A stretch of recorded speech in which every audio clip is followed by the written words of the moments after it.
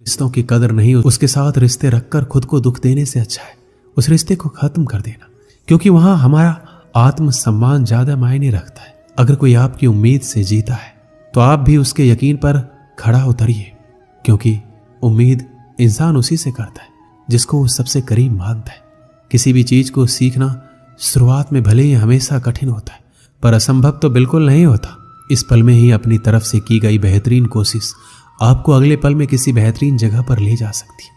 समझदार इंसान वह नहीं जो ईंट का जवाब पत्थर दे, बल्कि समझदार इंसान वो होता है जो फेंके गए ईंट से अपना घर बना ले। खुशियां उन लोगों को जरूर मिलती है जो दूसरों को खुश करने की कोशिश करते हैं।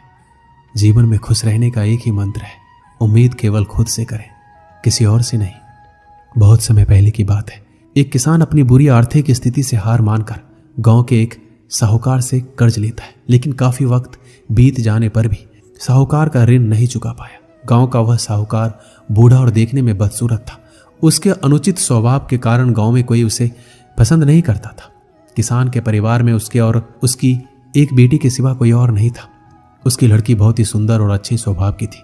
किसान ने उसे बड़े ही लाड़ प्यार से पाला था। वह अपने पिता के साथ खेतों में काम करती, पर एक दिन उसे बूढ़ा साहूकार की नजर उसकी खूबसूरत लड़की पर पड़ी। वह उस पर मोहित हो गया। वह मन ही मन उससे विवाह करने की सोचने लगा, लेकिन उसे पता था किसान अपनी लड़की का विवाह उससे कभी नहीं करेगा, और उसे यह भी मालूम था किसान इस समय ऐसी स्थिति में नहीं है कि उसका कर्ज चुकता कर सके। इन सारी बातों को मन में रख वह स्वयं ही एक दिन किसान के खेत की ओर जाने वाले रास्ते पर जा पहुंचा। रास्ता छोटे छोटे कंकड़, पत्थरों और रोड़ियों से भरा पड़ा था। वह किसान और उसकी बेटी दोनों वहीं पर थे। उसने किसान से कर्ज के विषय में बात करते हुए सामने एक शर्त रखी। शर्त यह थी, अगर उसने अपनी लड़की का विवाह उससे कर दिया तो वह उसके सारे ऋण माफ कर देगा, वो भी ब्याज सहित। साहूकार की इस अजीबोगरीब शर्त से किसान और उसकी बेटी भयभीत हो गए। उस धूर्त साहूकार ने आगे सुझाव देते हुए दोनों से कहा, चिंता करने की कोई बात नहीं है। इस शर्त का फैसला ना मैं करूंगा ना आप, इसे आप अपने भाग्य पर छोड़ दें। इतना कहते हुए अपनी जेब से एक पैसे की खाली पोटली निकाली और उसे दिखाते हुए कहा, मैं इसमें एक काले रंग का और एक सफेद रंग का कंकर रखूंगा। उसके बाद तुम्हारी लड़की को बिना देखे इस पोटली से कंकर निकालना होगा, और यहाँ शर्त यह रहेगी, अगर उसने काले रंग के कंकर को निकाला तो मुझसे विवाह करना होगा और तुम्हारे कर्ज भी माफ कर दिए जाएंगे। अगर तुम्हारी लड़की ने सफेद रंग के कंकर को निकाला तो इसे मुझसे विवाह नहीं करना होगा और फिर भी कर्ज माफ कर दिए जाएंगे।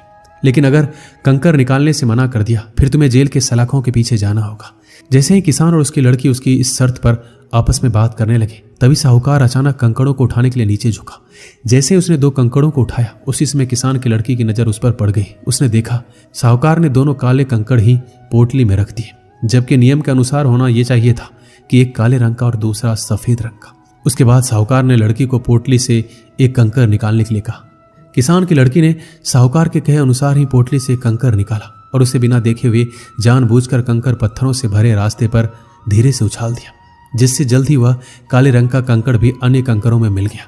उसके बाद उस लड़की ने झूठा खेद व्यक्त करते हुए कहा, ओह मैं कितनी लापरवाह हूं। साहूकार इस बात से लड़की पर थोड़ा क्रोधित हुआ, लेकिन फिर उस लड़की ने मामला संभालते हुए कहा कि आप चिंता ना करें, अगर आप पोटली खोलकर देखें कि उसमें कौन से रंग का कंकड़ बचा हुआ है तो ये साफ हो जाएगा कि मैंने कौन सा कंकड़ निकाला था, काला या सफेद।